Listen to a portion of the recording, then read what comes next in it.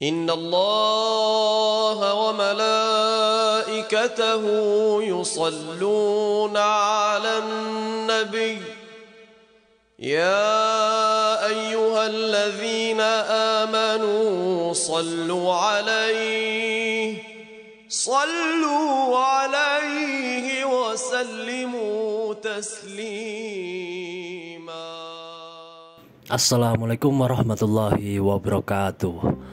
Torekoh atau tarekat secara bahasa berarti jalan yang ditempuh seseorang hamba menuju ridha Allah Subhanahu wa Ta'ala, jalan menuju ma'rifat Allah atau mengenal Allah.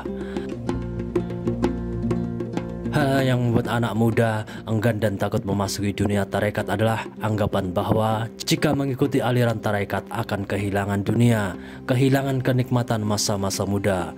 Ada juga yang ditakut-takuti akan kesesatan jika ikut tarekat atau menjadi kaum sufi. Hal-hal seperti itulah yang ditakuti kebanyakan kaum muda. Justru tarekat adalah salah satu metode jalan untuk menuju jalan yang lurus, jalan yang menunjukkan tentang bagaimana menjalani kehidupan dunia dan akhirat, bukan jalan tentang meninggalkan dunia sehingga tak lagi mementingkan kehidupan dunia ini. Tarekat adalah ajaran yang dimana bisa menempatkan dunia pada tempatnya. Maksudnya adalah menempatkan dunia ini hanya di genggaman tangannya dan tidak masuk ke dalam hatinya. Inti dari tujuan tarekat adalah membersihkan jiwa dan menjaga hawa nafsu untuk melepaskan diri dari berbagai kekotoran hati agar mampu menjalankan syariat Islam dengan sungguh-sungguh dan mencapai kedalaman dalam beribadah. Sebagai contoh, tentunya berbeda orang yang melaksanakan ibadah semisal sholat antara yang hatinya bersih dan yang sudah mencapai kedalaman keimanan dengan orang yang hatinya masih kotor atau orang yang sekedar menjalankan kewajiban. Ini akan berbeda kadarnya di antara dua orang tersebut, walaupun memang dalam menjalankan sholat tak perlu menunggu kesempurnaan keimanan. Thariqah bukan suatu yang eksklusif atau hanya bisa dipelajari orang yang sudah matang, orang yang telah banyak ilmu agamanya, orang-orang yang sudah tua yang tak lagi memikirkan keduniaan. Thariqah bisa diikuti dan dipelajari oleh siapapun, baik itu orang yang pintar dalam ilmu agama maupun orang yang awam. Bahkan orang yang sangat bodoh pun, jika mampu menjadi orang yang bersih hatinya, akan sangat dicintai oleh Allah ketimbang orang yang pintar akan agama tetapi masih mempunyai kekotoran hati. Untuk belajar berzikir kepada Allah, janganlah menunggu sudah tua. Untuk mendekatkan diri kepada Allah, janganlah menunggu banyak hafalan. Iya, kalau umurnya sampai tua atau kalau mampu menghafal banyak. Yang terpenting adalah niatan untuk mendekatkan diri kepada Allah, untuk mencapai kehidupan dunia dan akhirat yang sesuai ajaran Islam yang diinginkan Allah. Tak perlu takut ketika berthariqah dunia lalu ditinggalkan. Ketika orang yang telah mampu menjadi insan yang bersih hatinya, kuat imannya, maka dunia ini akan dalam genggamannya. Bumi ini diwariskan kepada hambanya yang soleh. Dan sungguh telah kami tulis di dalam Zabur setelah tertulis di dalam Adz-Dzikir Lauful Mahfud bahwa bumi ini akan diwarisi oleh hamba-hambaku yang soleh. Quran Surat Al-Anbiya ayat 105. Ada pula yang beranggapan kaum tarekat sufi harus memakai jubah, harus tampak soleh pakaiannya. Anggapan itu tidaklah benar. Pakaian-pakaian itu hak pribadi masing-masing, karena sesungguhnya tasawuf itu ada di hati, bukan di pakaian. Maka jangan pernah tertipu oleh pakaian dan simbol-simbol tersebut. Ibadah mempunyai unsur zahiriyah dan batiniah, dan keduanya haruslah ada agar ibadah diterima di sisi Allah Subhanahu wa Ta'ala. Aspek batin ini merupakan hal yang sangat pokok. Bagaimana penganut thariqah memandang dunia modern yang sudah serba digital ini?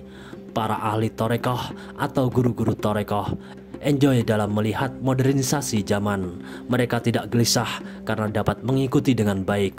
Bahkan di era saat ini ajaran thariqah berkembang pesat di kalangan anak muda karena perkembangan teknologi ini. Ilmu tidak terbatas ruang dan waktu, bisa ditransfer lewat internet. Berguru tak lagi melulu mengikuti hadir dalam kajian, akan tetapi sudah bisa diakses melalui internet. Banyak guru-guru tarekat sudah memanfaatkan kemajuan teknologi ini.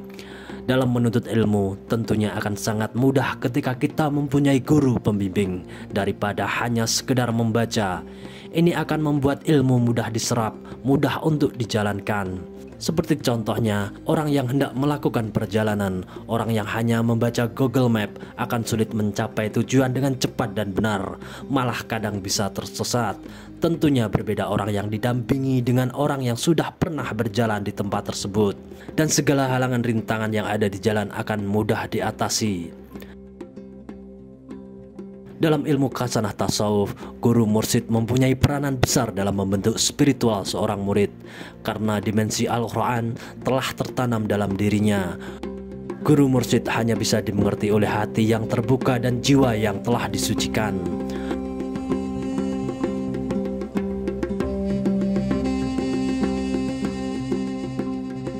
Mursyid adalah seorang yang telah diberi anugerah oleh Allah, mampu untuk mendidik murid-muridnya menuju jalannya.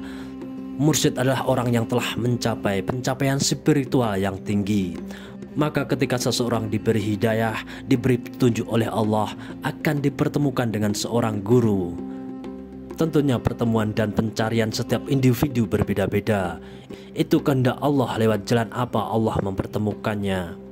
Firman Allah Subhanahu wa Ta'ala dalam Quran Surat Al-Kahfi ayat 17 yang artinya, barang siapa yang Allah memberi petunjuk kepadanya, dialah yang mendapat petunjuk. Dan barang siapa yang Allah menyesatkan kepadanya, maka tidak akan menjumpai wali mursyid.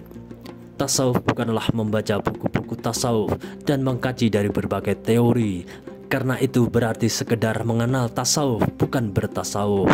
Wawasan ilmu bisa diperoleh dengan membaca buku atau kitab dan mengikuti kajian. Namun semua hal tersebut belumlah menjadi ilmu yang kita miliki, walaupun memang hal tersebut diperlukan untuk mencapai tujuan tersebut.